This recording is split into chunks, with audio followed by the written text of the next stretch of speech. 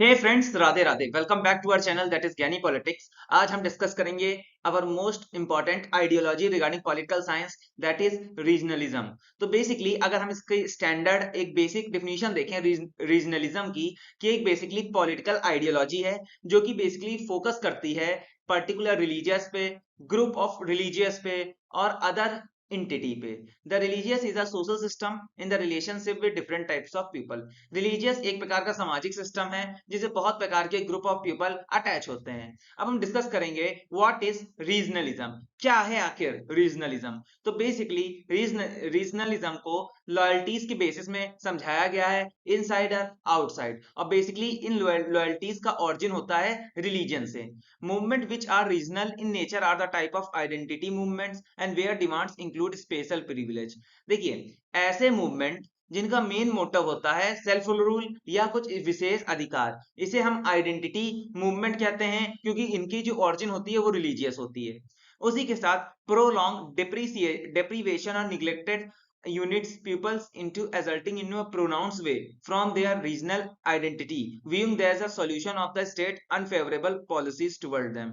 अब एक group of people वो अगेंस्ट जाता है स्टेट्स पॉलिसीज को, तो हम उसे कहते हैं निग्लेक्ट यूनिटीज और प्रोलॉन्ग डेप्रीवेशन।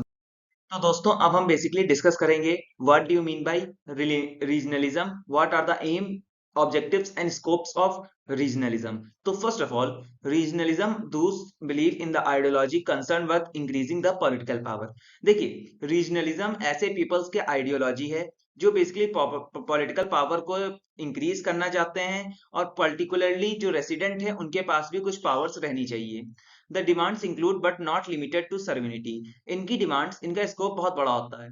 इनकी demand sovereignty, supreme power, separation, secession, independence तक ही सीमित नहीं है। इसी के साथ साथ regionalist trend to favour confederation of loss of state. इसी के साथ साथ दोस्तों, जो रीजनलिज्म को फॉलो करने वाले रीजनलिस्टिक्स होते हैं, वो कहते हैं कि बेसिकली हमको स्टेट नहीं चाहिए, एक यूनिटरी नेशन स्टेट चाहिए जिसके पास बहुत स्ट्रॉन्ग सेंट्रल गवर्नमेंट हो। अब ये क्यों मांगते हैं? ये बेसिकली इनके पीछे इनका एक बेनिफिट रहता है कि जैसे कि स्ट्रॉन्ग सेंट्रल गवर्नमेंट होगी तो ये हेल्प करेगी लोकल पॉपुलेशन को और इम्प्रूव करेगी रीजनल लेवल पे इकोनॉमी को। कैसे? For example allocation of resource करके, रीजनल डेवलपमेंट करके, अच्छी तरह से इंप्लीमेंट करेगी लोकल पॉलिसीज को। और basically the course comes at the cost of weakening the central government और लिमिटिंग देयर रूल। और ये सब तभी हो पाएगा जब सेंट्रल गवर्नमेंट अपनी पावर्स को वीक करेगी और पंचायत या स्टेट्स में डिवाइड कर देगी। अब हम बात करेंगे रीजनलिज्म इन इंडिया। अब इंडिया में किस प्रकार से रीजनलिज्म स्प्रेड हुआ है। We can trace divide and rule colonial policy which sow seeds in India. देखिए, रीजनलिज्म के जो बीज हैं वो बेसिकली 1947 से पहले, जब ब्रिटिशर्स ने डिवाइड एंड रूल पॉलिसी को अप्लाई किया था, तब से हैं। इसकी तीन ब्रॉड कैटेगरीज हैं। सेक्शनिस्ट demands, extreme from militant fundamentalist groups, a new country separate from India। Basically इसमें पहला जो ग्रुप आता है वो आता है सेक्शनिस्ट डिमांड। ये पीपल चाहते हैं कि एक सेपरेट कंट्री बना दी जाए अपार्ट फ्रॉम इंडिया। सेकंड आता है separatist demands, a new state to be form which can be better ethics minorities. अब ऐसे लोग चाहते हैं कि देश हमारा सेम रहे लेकिन उसके अंदर एक न्यू स्टेट बना दिया जाए on the basis of linguistic and ethnic minorities, जिससे उनकी कल्चरल हेरिटेज प्रिजर्व रहे। तीसरे ग्रुप हैं autonomy demand for more power. Basically ये पावर चैलेंज करते हैं सेंट्रल गवर्नमेंट को, और ये ज्यादा से ज्यादा सेंट्रल गवर्नमेंट से पावर अपने हाथ में रखना चाहते हैं। अब दोस्तों, अब हम बात करेंगे what are the difference between regionalism and regional political parties. Political parties that are regional are not necessary regionalistic party.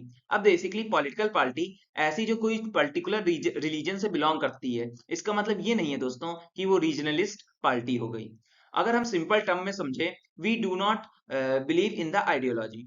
A regional party is any political party which is based in a single region and its objective and platform vary।